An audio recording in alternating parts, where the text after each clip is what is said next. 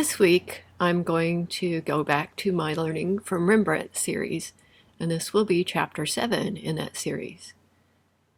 I took this particular portrait, it's another Rembrandt self-portrait, and used it for reference for the following drawing.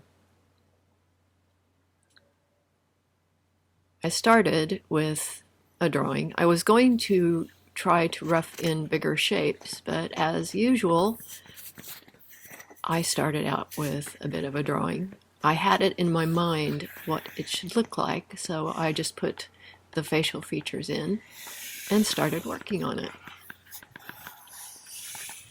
I made some adjustments as I went. I used the reference, looking at the reference and making changes and laying in the background. And this time I wanted to make sure that I did capture the background and the clothing instead of just the face. So I started working on adjusting the facial features. And at this point I'm really working loosely. So it's not really going to take shape looking like it is supposed to for a little while. And I put in the dark colors of the hat that he was wearing and some in the background. And then I started putting in dark shapes on the face. And as I worked, I was continuously making adjustments and looking at how the forms turned in space. The plane of the face that is on the left in the image should be a little bit darker than the one that's in the light. And in this particular section, I'm going to be covering up some of the features a bit because I'm laying in some of the flesh tones that are underneath. Most of the Rembrandts seem to have a range of basically oranges in varying levels of values.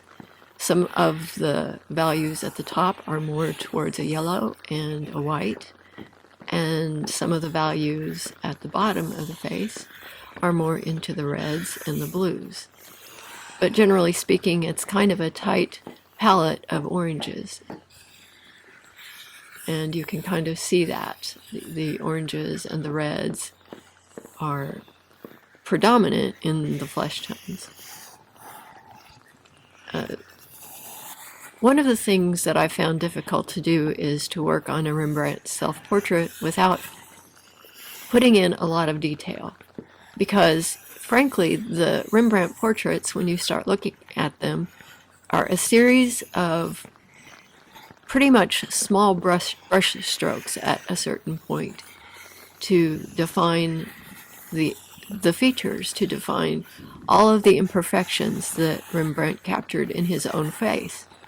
And I'm not going to try to do that in exactly Rembrandt's way, but what I wanted to do with this portrait was to come up with something that you could look at and you could say, that's Rembrandt, I recognize that face. And I think I have done that with this particular exercise. While some of the proportions aren't exactly like the one in the reference, it was really interesting to go in and see what I could do in the 7th attempt at Rembrandt's self-portrait. So I decided this time not to pick from the colors in the reference photo, so I never loaded that into Procreate. And what that forced me to do was to figure out on my own what those colors were, what they looked like, and what they looked like in relationship with the other colors in the portrait.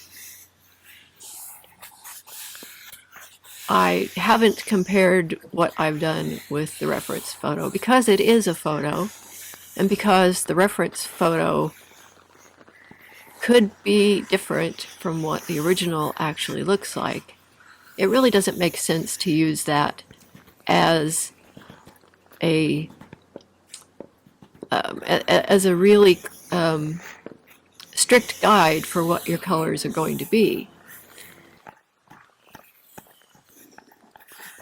Pardon the ambient sounds because I'm in the flight path for for a large airport, so it's going to get noisy here.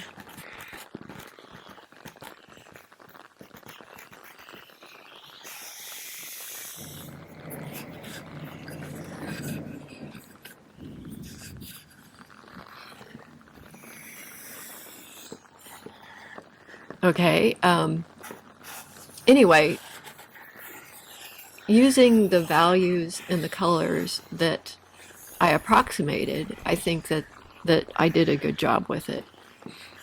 And one of the things that is possible when you're working from a reference is that you might be looking at an image that hasn't been cleaned and has yellowed varnish on it, which could be part of why a portrait looks so dark.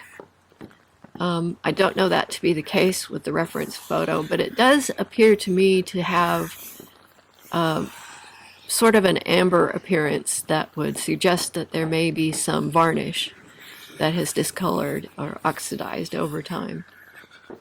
So at this point in the portrait, I'm almost done, and I am putting in more of the dark details, a little bit more of trying to do the wrinkles in the forehead, and at some point it will look a little bit too stark at this point. Yes, here is the point. And at that point I started putting in a little bit more of the lighter flesh tones that helped soften the image. The interesting thing that I took from this was that the Rembrandt portraits are a combination of pretty stark highlights in the yellows and golds and whites, and a lot of smoothed out and blended skin tones. And so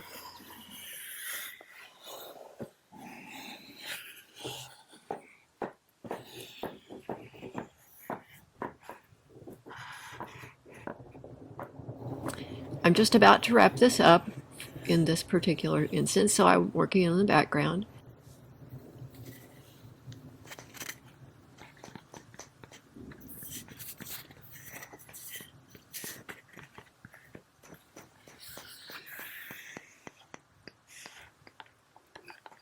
But I think that the end result is better than any of the ones that I've done before.